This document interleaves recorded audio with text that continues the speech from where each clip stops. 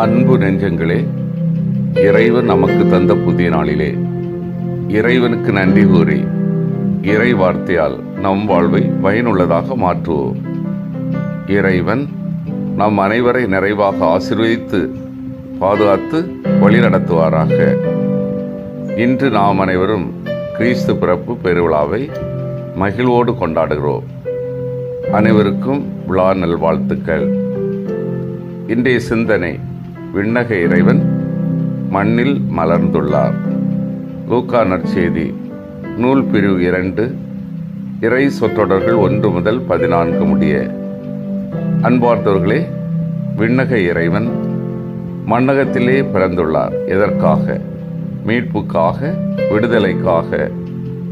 மகிழ்ச்சி அனைவரும் பெற்றிட, அமைதியாக வாழ்ந்திட, நம்பிக்கையில் நிலைத்திட. இன்று வெள்ளை மெழுகுத்திரி ஏற்றப்பட்டுள்ளது. கிறிஸ்து ஒளியாக வந்துள்ளார். இனி இருளுக்கு இடமில்லை. காரிருள் நடந்து வந்த மக்கள் பேரொளியை கண்டது போன்று பல்வேறு குறைகள், தீமைகள், அநீதிகள், அக்கிரமங்களில் வாழ்ந்த ஒவ்வொருவருக்கும் புதிய விடியல் தோன்றியுள்ளது. புதுமையான வாழ்க்கை வாழ வழிகாட்டுகின்றது. இறைவனை வெகு தொலைவில் பார்த்த மக்களுக்கு இறைவன் பக்கத்தில் வந்துள்ளார். இறைவாக்கினர் எசாயா கூறுவார், ஆண்டவர் தாமே உங்களுக்கு ஓர் அடையாளத்தை அருள்வார். இதோ கருவுற்றிருக்கும் அந்த இளம்பெண் ஓர் ஆண் மகவை பெற்றெடுப்பார்.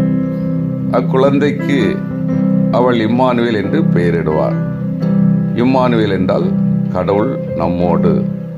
ஆங்கிலத்தில் God is with us என்று கூறுகிறோம்.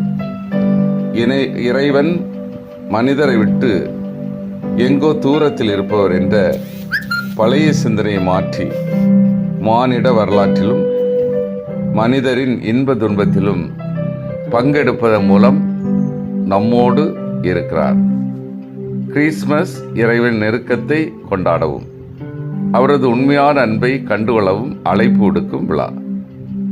இந்த நள்ளிரவு வேளையில் ஒரு குழந்தை நமக்காக பிறந்துள்ளார்.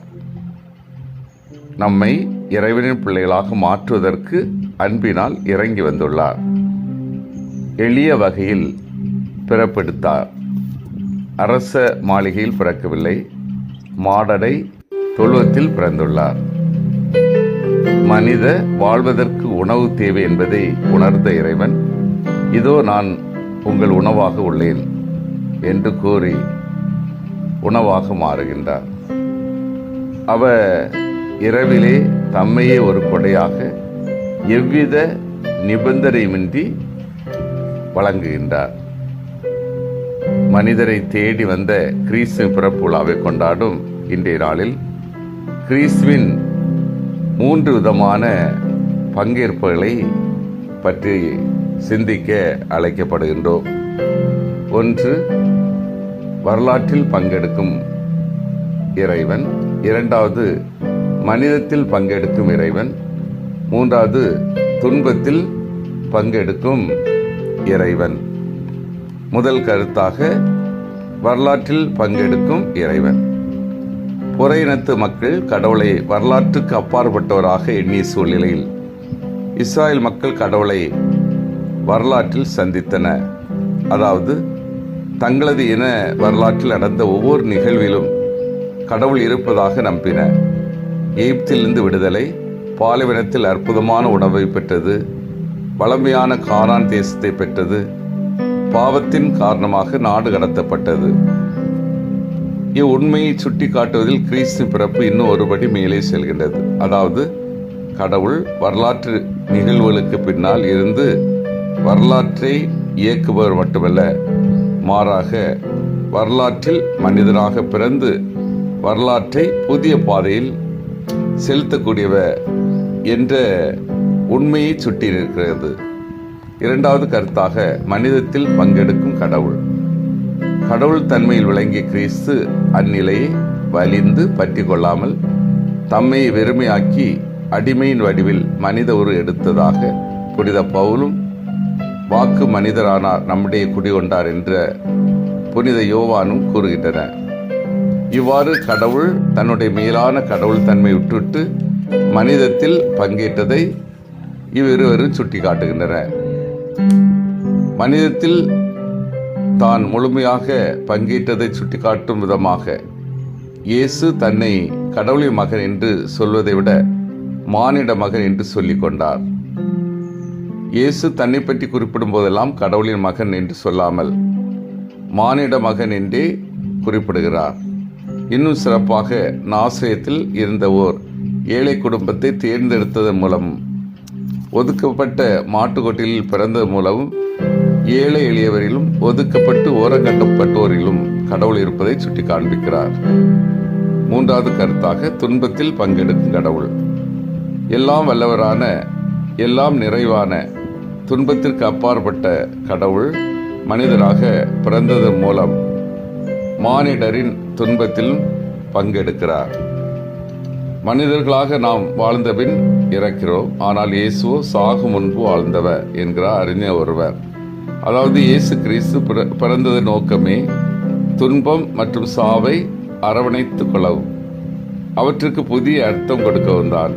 இயேசு மனிதனாக பிறந்து துன்பத்தில் பங்கெடுத்ததற்கு காரணம் துன்பத்தை நீக்குவதற்காக அல்ல, மாறாக துன்பத்தை தன்னுடைய இறை பிரசனத்தால் நிரப்பவும், துன்பத்தின் பற்றிய புதிய பார்வை மனித இனத்திற்கு தந்திடவுமே.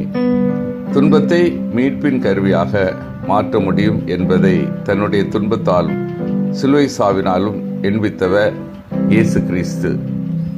அன்பார்ந்தவர்களே, இத்தாலி நாட்டில் ஒரு ஏழ்மையான குடும்பத்தில் 1955ஆம் ஆண்டு பிராங்கோ பிறந்தான். சிறுவனாக இருக்கும்போதே தன் பெற்றோரை இழந்து அனாதையானான். காலப்போக்கில் குடிபோதைக்கு அடிமையாகி திசை மாறிய பறவையானான். 30 ஆண்டுகள் பிச்சைக்காரனாக ரோமை நகர வீதிகளையே உறைவிடமாக கொண்டு வாழ்ந்தான். 2016ஆம் ஆண்டு நவம்பர் 19ஆம் தேதி புனித பேதுரு சதுக்கத்தில் போப் பிரான்சிஸ் நிறைவேற்றிய இரக்கத்தின் வெள்ளி விழா திருப்பலியில் பங்கெடுத்தான். சோகமே உருவான பிராங்கோ இரக்கம் ததும்பி வழியும் திருத்தந்தையின் கண்களில் படுகின்றான்.